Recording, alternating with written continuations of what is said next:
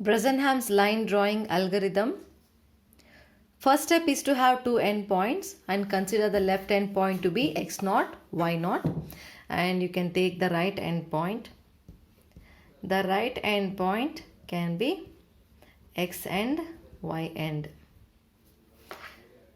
Second step, we are supposed to plot the first point, that is x0, y0. Then we should have these constants ready while solving the problem. Delta x, delta y, 2 delta y, 2 delta y minus 2 delta x must be ready. And also the first decision parameter, which is initial decision parameter. This has to be ready, which is p naught equal to 2 delta y minus delta x. Once we are ready with all these values, you can start plotting the pixels in the grid lines that you draw for the given values of x and y's using these conditions. First, you are supposed to check whether the p value is less than 0. If it is less than 0, the next point will be incremented by 1 for x coordinate and y coordinate will be remaining as it is. And this is the formula for a new p value. So if it is the first step, we will be calculating p1 using p naught value plus 2 delta y. Otherwise condition, if pk is not less than 0, the next point will be incrementing both x and y coordinate values by 1. And this is the recalculation of pk plus 1 using pk plus 2 delta y minus 2 delta x. These values are already calculated in the third step. So we'll be ready with the values. We'll be substituting the same values and computing the values for p. And these steps must be repeated for delta x minus 1 times. So this condition is taken because Bresenham takes the positive sloped line which takes unit interval across the x-axis. So the difference, that is x-axis difference, is taken as a reference for computing the pixels for plotting on the grid lines. So we'll start with an example. Already one example has been solved in the class that is given in your textbooks. You may get a different set of points for your exam or test. So to know how to draw the pixels, you can just follow these steps. So according to the first step, we are supposed to have two endpoints. I am taking two endpoints 5, 6 and 10, 9. These can be x0, y0 value, and this can be the x and y end value. Now we are supposed to plot the first pixel, that is 5, 6. For that we need grid lines, right? So the grid line should have along the x-axis pixels ranging from 5 to 10, 5, 6, 7, 8, 9, 10. Along the y-axis 6 to 9, 6, 7, 8, 9. So this is the grid line we need. This is how we plot it. X-axis difference, you see 5 to 10. 5, 6, 7, 8, 9, 10. And then you have y-axis 6 to 9. Number them 6, 7, 8, 9. Grid line is ready. First step is to plot x0, y0. In our case it is 5, 6. So we'll be plotting the 5, 6 value pixel. This is the one.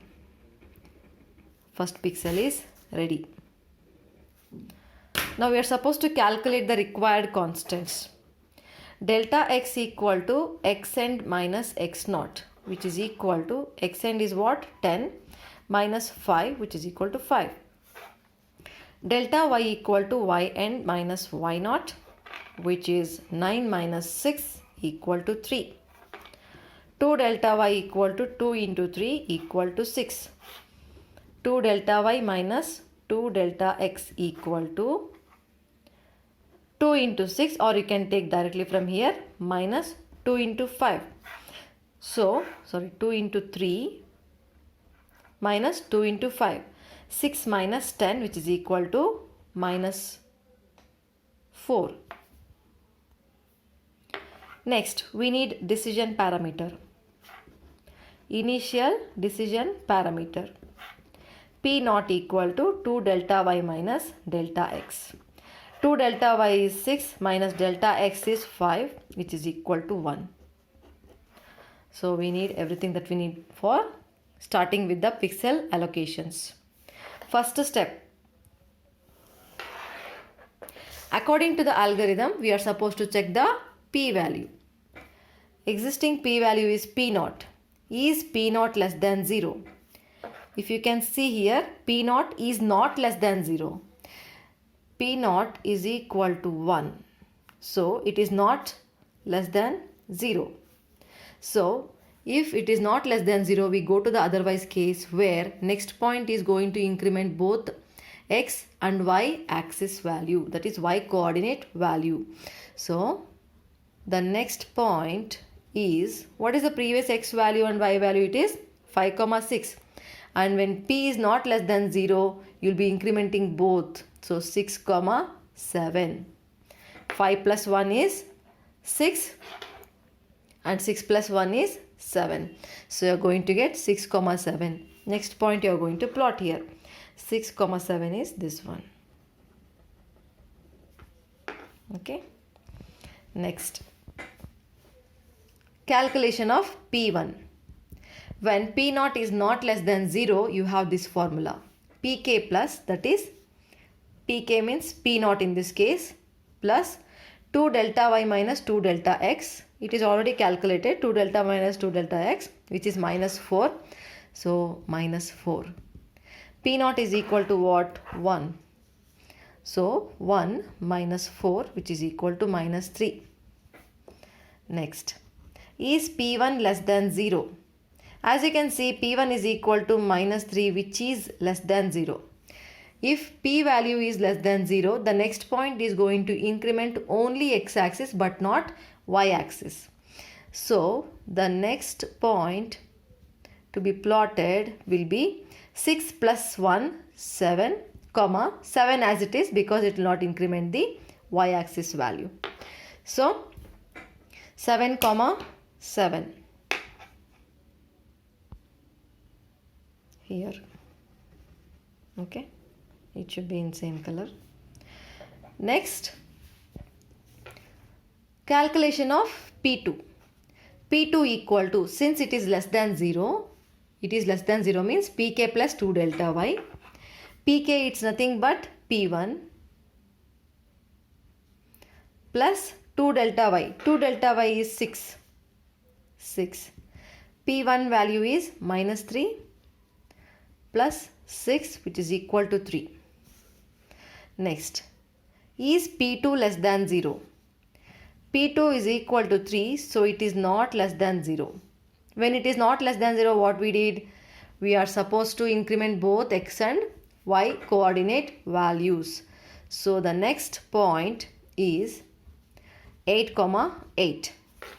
Plot the 8, 8 pixel. Next, calculate P3. P3 equal to, we are supposed to take the formula which is taking not less than 0 equation.